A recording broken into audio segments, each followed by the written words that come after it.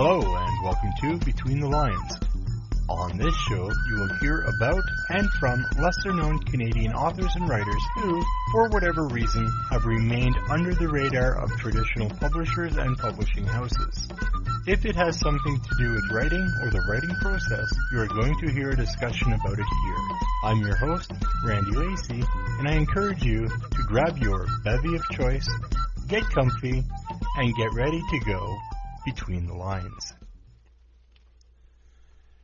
People come into writing in several different ways.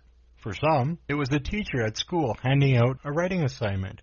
For others, it may have been by reading and wondering if they might be able to write. Every writer has started their writing journey on a different path. Each writer's journey will be different, yet similar. But one thing all writers have in common is a different destination.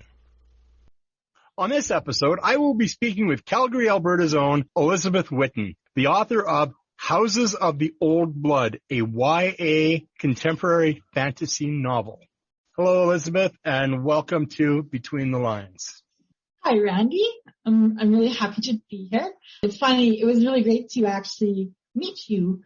We've had a few conversations online, and it's been really fun. So I'm really excited to have a chat with you. Yeah, it should be rather interesting. So, why don't we just get right into it then? And rather than have me read off, a few details about you, okay. I'm sure the audience would love and enjoy to hear it from your own voice and your own words. So I will yield the microphone to you. Well, thank you very much. So, as you said, I live in Calgary.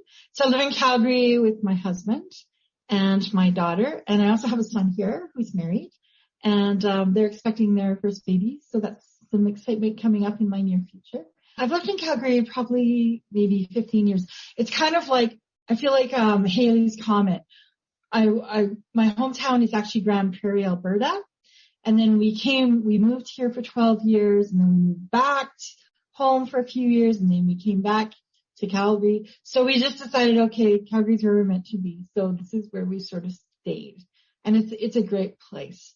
My hobbies, I do love cooking. I will say that. If they say never trust a skinny cook, then you can trust me. Because I'm not a skinny cook. But anyway, yeah, I like you if I try to feed you. Basically, that's it. Well, isn't that the way to anybody's heart is? Yeah, pretty much. As far as hobbies go, I think the whole reason I got into writing was because I really suck at everything else. Like, I'm not good at quilting. I can't do cross stitch. So yeah, pretty much writing is it. So anyway, it's just a passion. I love it. And that's where most of my energies go towards, aside from my family. And cooking. Yeah, and cooking. So that's a little bit about me. I live in Northern Calgary, or as we like to say, Southern Airdrie. And just love the country and the people. Well, excellent. Thank you for the self-introduction. And I guess we'll move right into question period. So the first question I'm going to ask you, and you might have to strain your memory a little bit here, but do you recall the first time you were inspired to write outside of an educational setting? Okay, well, you're right. I used to write a lot in an educational setting at school. I got a lot of. That was the one thing I did really well, and that's what I got a lot of notoriety for. But then, you leave school and you go into different directions. But I always wrote. Like, I always had a drawer full of, say, a third completed novels or half-started short stories. I was always writing.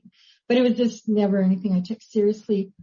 Then I was coming home from work one day, lived in Calgary, was working downtown in one of those big, tall office buildings.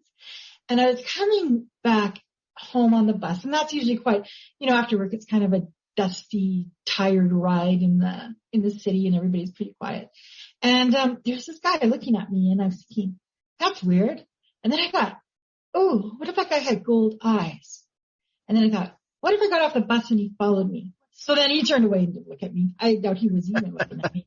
But anyway, so this was spinning in my head. And all of a sudden, I got this story in my head. And I just I started writing it. I had kids to look after, kids to feed, things like that. But all I did was spend every second I could on this story. Like I was utterly possessed by this book that I wrote, which turned out to be Houses of the Old Land, which you had mentioned. I was totally, I've never experienced a passion like that. Like a passion, like I've always loved writing, but never like that. So when I finished it, I'm sure the first draft sucked, but at the time I thought it was brilliant.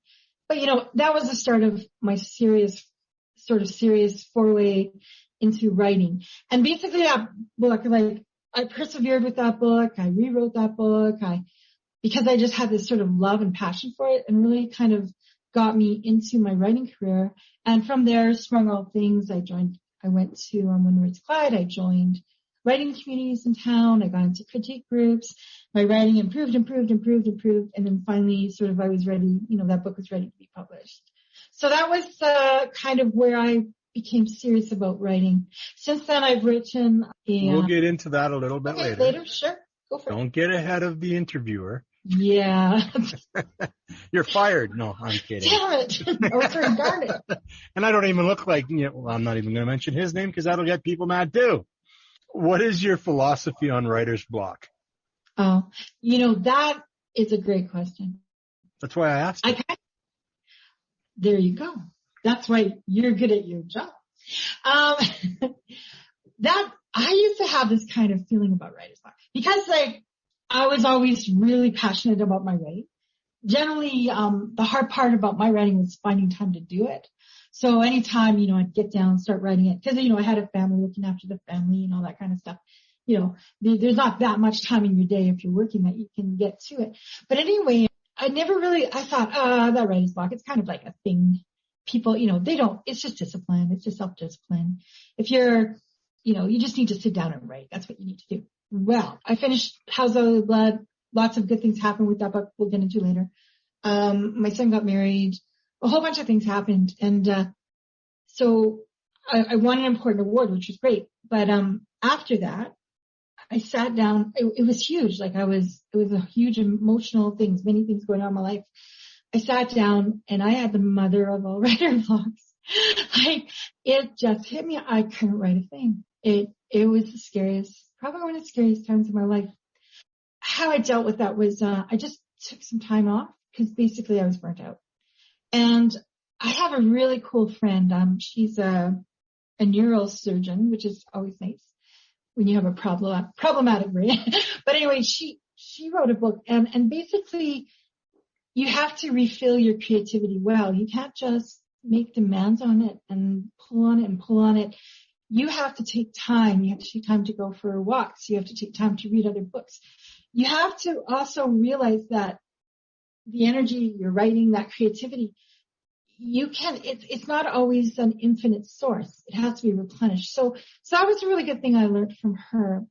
So anyway, that's what I did. Took some time off, did my walks, those kind of things. Anyway, after that, I still couldn't really write. So what I did was I just wrote anything that came to my mind. I journaled those things. And then it came back. So that was a really difficult time. I've had the blocks where, I just can't write this chapter. It's I don't want to write this chapter. It's boring. And usually often for me, it's a transitional chapter. And, in those cases, I have a lot of strategies. I just say, okay, well, maybe we'll come back to this chapter later. Or, maybe I'll try to get through it. Usually though, if I'm having trouble, if I've got a block, it's because I don't know my character. Or I don't know what's going on with my story, or, I'm not exactly sure where it's headed. I always have a big plan, but, sometimes getting there, you can go here, you can go there, and you can diverge and not even realize you've done it. So what I have to do is, sometimes what I'll do is if I'm having trouble with a character, I'll just interview them. I'll sit down and say, what's your deal? And I'll have this really very bizarre conversation with my character that I really wouldn't share with anyone else. I'll have that talk and get that clear because then I discover motivation, or maybe I didn't understand something about them, or maybe I hadn't, worked something out with them. So, and I treat them like a person and they get back to me. And that sometimes helps it. Sometimes time helps it. Sometimes writing the other chapters help it. So I have a lot of strategies. I'll try to find a new song. We'll get to that one later too. And so I have a lot of strategies, and generally I can write through it. I haven't had a block that stymied me like that one big massive one. But what that big massive block taught me was respect. You know, you have to make sure you take time for other things, and you have to make sure you keep yourself replenished, and you have to make sure, you know, you can't make constant demands when you don't have anything to pull out. Sometimes you have to step back. And so that particular block taught me an awful lot about writing, a respect for myself and what I work with. And then the other little tiny blocks, generally, I start saying bad things to myself. Oh, you're lazy, you're this, you're that. But it's actually not true. It's something stuck. You haven't figured something out, or maybe you're just drained. And so you have to just figure what that out is, whatever's stopping you is, and you address it, and then you move on. So I guess with blocks, I think, in a funny way, they're kind of helpful things because they indicate something's wrong and you gotta fix it. And then sometimes, you know, maybe I just don't want to write this chapter because, like I said before, it's really boring. I think it's boring. So then I challenge myself. I say, all right, this chapter is going to be the flipping best chapter in the book. And you're going to put stuff in this chapter, and you're going to weave all sorts of things in it, and you're going to make this chapter the best flipping chapter in the book. And you know what? That I've done that, and it happens several times. So basically what I do is I challenge myself to up my game. So yeah, that's a lot about writing is head games. It's a very crazy space. So as you can imagine, I've interviewed, you're my 15th, interview for season 1. And I've received a lot of different answers with regards to that question. And the predominant response has been to step away, but remain creative. Mm-hmm.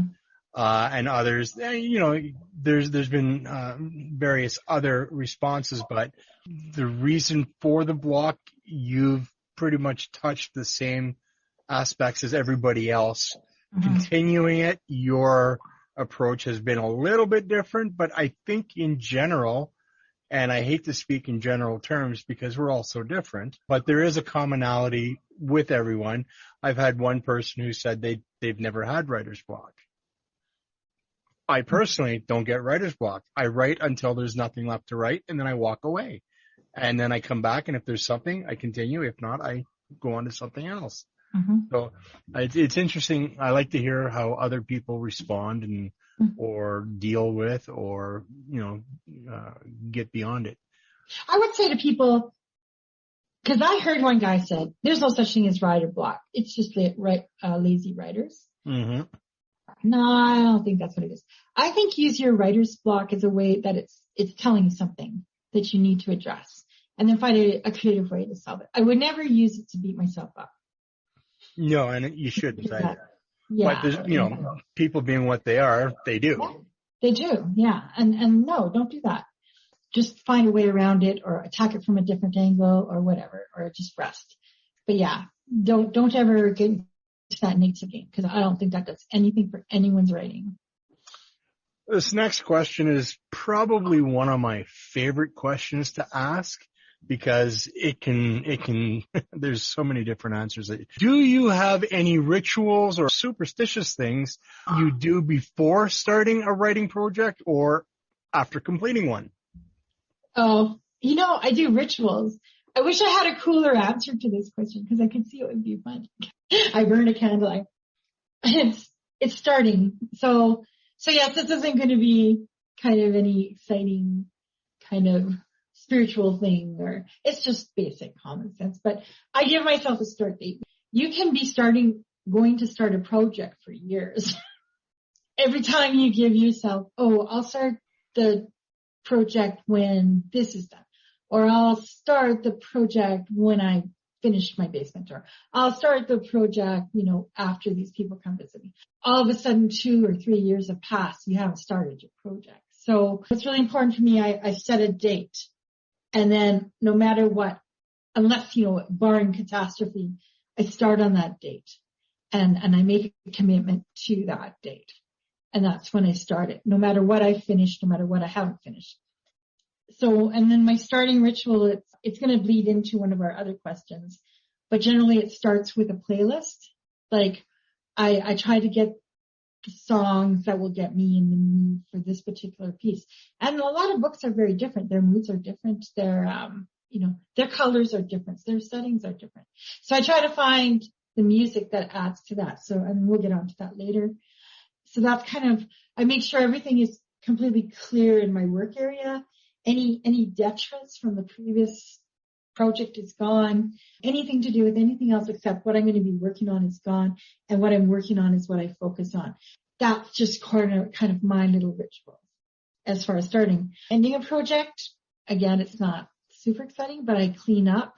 I clean up online. I put everything in order in all my different folders. I put it all together.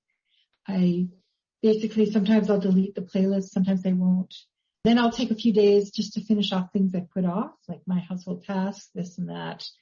And I'll stay away from the computer for a couple of days just to give myself a fresh start for whatever new project I'm starting. And I'm generally always working on something. Like I publish short stories. I've had my short stories published. I have an agent, so I'm working on a book for her, those kind of things. So I always usually have something I'm working on. But I try to have, like, you can write a story and edit a different story, but you have to have a demarcation in the time during the day. But when I'm actually writing something, it's dedicated. I have a dedicated times during the days. So yeah, so it all works together.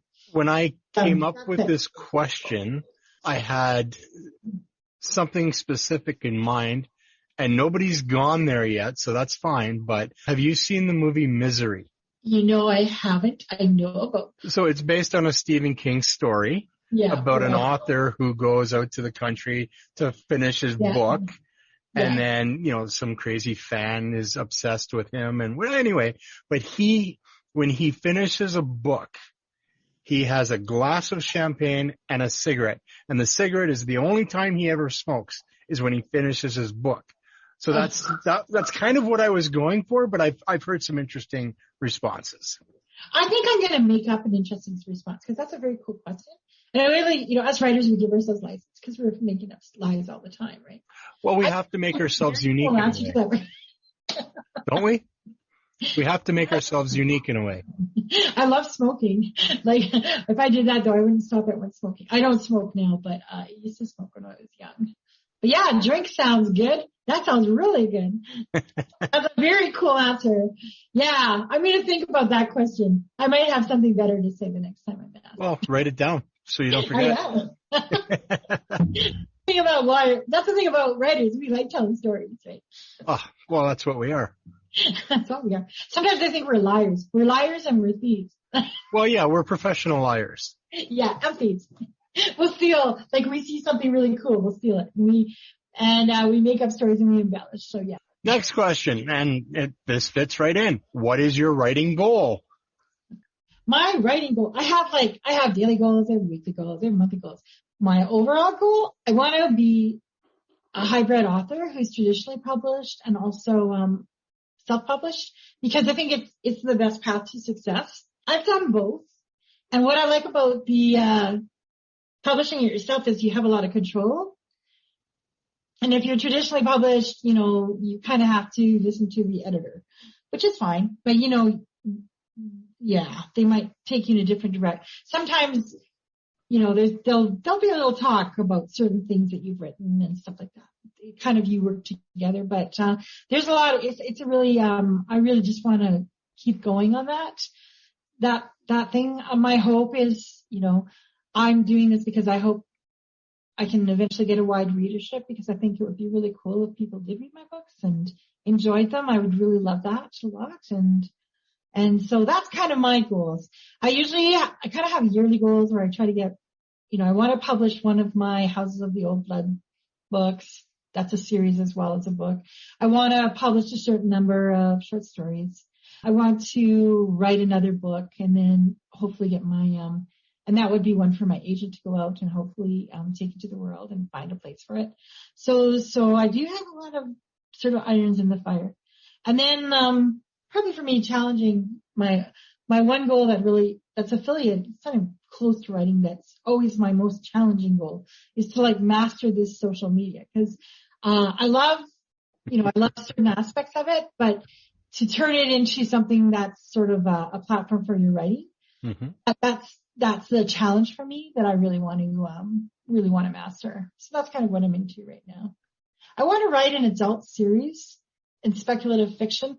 I wrote this one short story, and just the response to it, people just want more. So I kind of have a whole idea of a series I wouldn't mind based on that particular short story and character. And that would be adult speculative fiction. Well, science fiction is what it would be. So yeah, I really love the speculative fiction genre. There's nothing, I don't find anything outside that genre that appeals to me, to tell you the truth. So that's just where my heart is speculative fiction. And that's where I want to achieve and things like that. I'd love to get a short story published one day in Clark's World. If I ever got a short story that published in Asimov or Analog, that would be amazing. That would be a lifetime goal. I did achieve one of my lifetime goals this year, and one of my short stories was published on Spec, which is a really fantastic Canadian speculative fiction magazine. So that's kind of where I'm at. We'll get into where we can find some of your stuff in a little bit. You were talking about traditional publishing and self-publishing, and this isn't one of our scheduled questions, but this is just the nature of the beast with this, is other questions come up as we go. And so the idea of self-publishing, you said you're in control, and when you're going traditional, the editor's in control. The bigger picture, though, do you think anyway, is when you're traditionally published, you're working for somebody else and not yourself. Kind of like you write the book you write the book. Well, they're making money off of you as well. But then when they publish the book, because you sell your rights to them. You get your rights back eventually, but you sell your rights to them. They own your book. That's hard. Yeah. Yeah, that's hard. That's really, really hard, because that's your baby and you've given it everything and you love it, and you've agonized over every word you put into it, and then now you are accountable to someone else, and that's hard. Yeah. And, not, like I said earlier, I'm not in writing for the money, but I like to be in control of my stuff. Yeah. I don't want to work for anybody. Because when you start working for a publishing company, now they're after you saying, oh, we want another book, we want another book, we want another book. When you're working for yourself, maybe I'll write another book. There's a difference, right? Yeah, totally. I know an author in Calgary, and he's managed to do it really well. He is traditionally published by Hachette, and he also has a really good self-publishing kind of line of books. And he makes it really work well. So so perhaps he's kind of found a trade-off where he's willing to give up, sort of that authorial control for the traditionally published books, but he still has, complete control over these area of books. And maybe that's a good way to handle it, right? Could be. Yeah. So I think he's done very, very well. Next question. What is your preferred writing tool? PC and software versus pen and paper versus typewriter, and why? Oh God, I wish I loved Scrivener. It would be so nice to have a writing tool that organized you, and I have tried so hard to use Scrivener. And a writing, so what Scrivener is, if your audience doesn't know, it's kind of a writing package. And it helps you store all your ideas and pictures and things and all the research you do, and it helps you make up these cards. And the whole intent of it is then it also allows you to write on a document, and then you can compile your document and make a nice book. And I love that idea, but I can't make it work for me. So this is what I use. I use my laptop, and honestly, I don't think I could have been an author before the invention of Word program, Word and work like that, because my spelling is horrendous, which is not something you should write about as an author. It just helps me write fast, and it helps me change things fast. And so I don't even think I could write without Word, like with word processing. I truly admire. I have a girlfriend. She was actually up for she was a finalist for a Governor General. She does it all by longhand, and I don't understand. I really don't. And then I know someone else who actually uses a physical typewriter. Like, I can type, but you know what? I'm a terrible typist, and you spend a lot of your time correcting, and so no, that wasn't for me either. So basically what I do, this is my process. I use sticky notes. Yay! I could not write without sticky notes.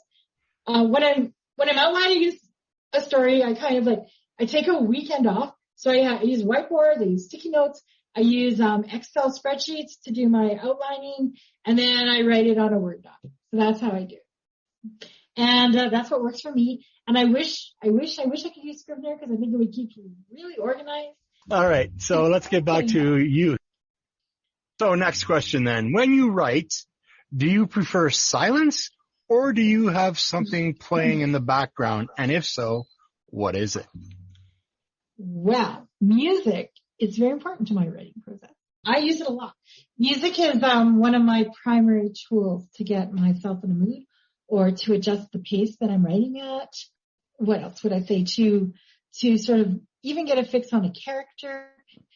So music for me is good. And a lot of times when I think I mentioned it before, when I'm starting a new book, one of the first things, or a short story, one of the first things I do is try to find a song that kind of gets me into the mood, or that I can tie to a book, or tie to the plot. And a lot of times I'll even use music if I'm kind of stuck, at a certain place. And I actually did that with a short story that I got published called, a short story that I was working on. And I had this one scene and I couldn't get into it. So then I found this really cool cover of Nirvana's Heart-Shaped Box. And it was the exact vibe of what I was trying to get across. And I find like that kind of cross promotion, like the cross germination between music and writing, really works together to sort of get you your creative juices flowing, if you want to use that term. So give me 5 songs from your playlist. Let's see. I have a bunch from Missio. So, what were they? Let me see. Nothing But Thieves, Florence and the Machine. I was really, for this one book I was writing to, I was really into Silverson Pickup. Those were all contemporary stories. So those ones were, I think Bee, Honeybee, Skin Graph. I could go on. So there's wrote this one dystopian. I listened to, and all I did while I wrote that was listen to Copy Christ, which is very kind of hardcore rock. And on that one, Surrender, Throat of Glass, Never Surrender, Body Beat. Those were several titles from that. So a lot of it depends on what I'm writing. Yeah. So let me just interrupt you right there, okay? Yeah. For the benefit of those that are listening, I'm looking at Elizabeth, and the music that she's telling me doesn't fit with what I'm seeing. Do you know what I'm saying? Tell them why, Elizabeth. I'm just a middle-aged woman. I mean, no offense by that. You know that, right? What you see, doesn't always portray what you. Yeah, I guess I wouldn't come. But then if you read some of my short stories, you probably think the same thing. I have a wide variety. The reason I like writing YA is because I'm basically very immature. Like, I really stopped aging past 22. So what I'm listening to right now, I'm really kind of stuck in 90s industrial rock right now. So Stabbing Westward, Godhead, which is kind of like a punk band. Mm-hmm. It depends on what I'm writing, and the vibe I want to get. You remind me of somebody that I was on the streets with back in the 80s. Mm-hmm. Oh, really? Yeah. I have a feeling that might be a compliment. But she was from Victoria. You're not from Victoria. Okay. All right. So we're going to move on to the next section, which will be the part of the show where you, Elizabeth, get to talk about your published works or your current work in progress and other things. So let's move right into that questioning. Okay. So can you let the listeners know about your published works or book or whatever and where they can find them? Okay. Well, House of the Old Blood is my first published work that's published by a very small publisher called Kettlescon Press. And it's a contemporary modern urban fantasy, kind of a coming of age story of a young girl who, it's a very basic trope. It's a very, very common trope, who doesn't know who she really is. And she spends the rest of this book finding out who she really is. And basically she does. Basically, she spends the whole book trying to protect her human family from all the dangers that come about because she's, someone who's very different. And it's really a great book because I really love, my big thing that I like about writing, I love to write strong women in my books. I'll never write a YA book about mean girls. I'll never have that kind of dynamic where two girls are fighting over one boy. It's not where I'm at. I like strong women. I've known strong women, and I like to portray women as strong in my books. And I like the women, and what I really want is the women or the young girls who are developing, who are growing. They're finding themselves and they're finding strength in themselves, and they become powerful people in their own right. And this is kind of what I'm really into with my books, especially my Houses of the Old Blood series. That first book won something called an Aurora Award, which is given out by the Canadian Fantasy and Science Fiction and Fantasy Association. You better get it right. Yeah, better get it right. It's a good award to win in Canada. It's the best one you can get in speculative fiction. That organization is great, and I would recommend anybody. So anyway, my story, I was fortunate enough, I was a joint winner with Fonda Lee in her YA book that she won, Crossfire. So it's a very cool book. Margaret Atwood's won one. A lot of top Canadian authors have won one, and it's a very, very cool thing. Anyway, enough of that. So that's some pretty prestigious company then. Yeah, Neil Gibson. He's my favorite author, William Gibson. He wrote Neuromancer. He got an award for that. Margaret Atwood's won an award for one of her graphic novels. She actually had a graphic novel. So she won an award for that. So it's funny she doesn't mention that in her master class. Yeah, you think. But she won an award for that. But she's won so many awards. If she started telling all the awards she won, she wouldn't get done talking for a day. So anyway, it honors Canadian writers in the speculative fiction arena, and that's really, really cool. So kudos to them. And I'm very proud of that award. I have a second book in that series on Tower of, or I should say, Full Flame of Seneca. I'm currently working on Tower of Stones, the third book in that series. So it's all contemporary, and I just continue with the strong women and sort of Addie's sort of journey through a very strange, bizarre world. And where all she cares about is keeping those she loves safe, and her universe just expands, and she's very challenged, and it's really cool. I just love being in that world as I write it. I also wrote a book with my agent right now. It's a horror, kind of a dark thriller. I called it Ashen, so she's got it out right now. She's out selling it, and it's kind of a darker story, which was really, really, really fun to write because, going a little bit deeper into darker things, not in terms of just the paranormal, but just in terms of our own sort of personality and this girl's point of view and who she is. So that was a really fun one, and it talks about a lot of troubling issues girls face. So it's really interesting, and it was a really fun book. Anyway, I've done a bunch of short stories. I love writing short stories. My last one, it was up for Aurora. It was called, it was in a anthology, a really great local anthology called Prairie Gothic. It was edited by Stacey Condla. It was a fantastic anthology. Very best. If you want to get a feel for the Calgary, Alberta sci-fi speculative fiction community, that's a great book to order, and you'll get a good taste of it. So those are just some of the things I'm working on. Really fun, exciting. Excellent. Is there one of your books or short stories which you are more particularly fond of, and why? Well, that's a tough one, picking favorites among your children. That's why I asked it. I asked the tough questions. Yeah, that was a tough one. Probably, I wrote a story called The Calling, and it was speculative fiction, and it was about a girl who's a dentist for the vampires. I love it. So on its face, it doesn't seem that deep, but actually, there was a lot of cool stuff that went into it, and it had a really cool ending. That one was also a finalist for an Aurora Award. I love that story so much. And yeah, right now actually I'm writing a screenplay for it with a screenplay writer. We'll see what we can do with it. Nice. So that was one of my favorites, I would say. You've already answered this in a way, but are you currently working on something? And if so, how close to being done is it?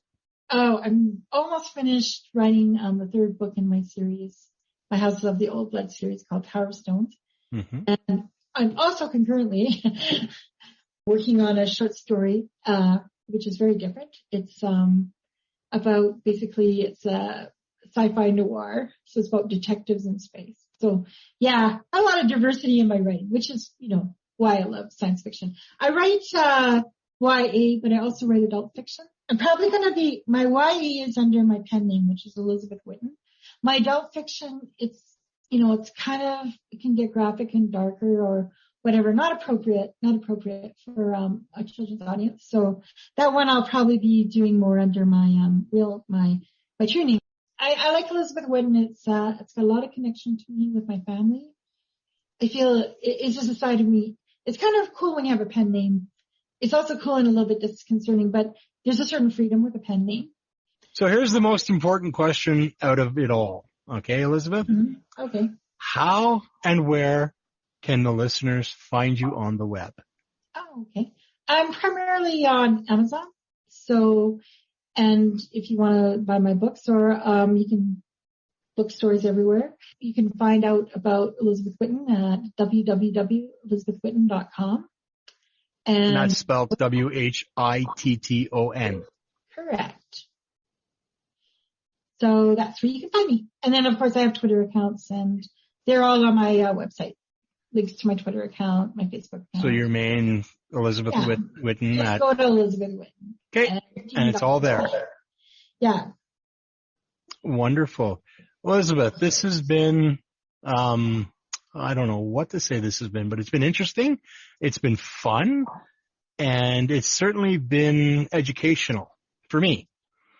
And which makes for a good, from my perspective, it's been good for me. So, I'm coming out ahead of this. So this is good. But thank you so much for agreeing to do this. And, oh my gosh, it was my pleasure. I had so much fun, and it's so cool to get to know you. You're such an interesting person. I can't wait to see where you go with your whole podcast series. I'm going to say, I can't wait for the day after. Well, actually, Randy interviewed me. They go, oh, wow. Yeah, I think that's going to happen one day. So. Well, hopefully you have a lot of followers who will listen to the podcast. I will be putting it up on my social media links. Yep. So again, thank you so much, and good luck in the future with your past and present and future books. Thank you so much. And this is really great to be part of this whole writing community, and I'm glad we're kind of both members of it. It's been great to meet you. And hello to all your fans. You've been listening to Between the Lines. In future episodes, I will be speaking with authors and writers from across the country about all things writing. If you liked what you heard, click the subscribe button to be notified of any and all new episodes or content. Be sure to visit me at www.therandylacey.ca. Thanks for your time and ears. Tune in, be inspired, and write on.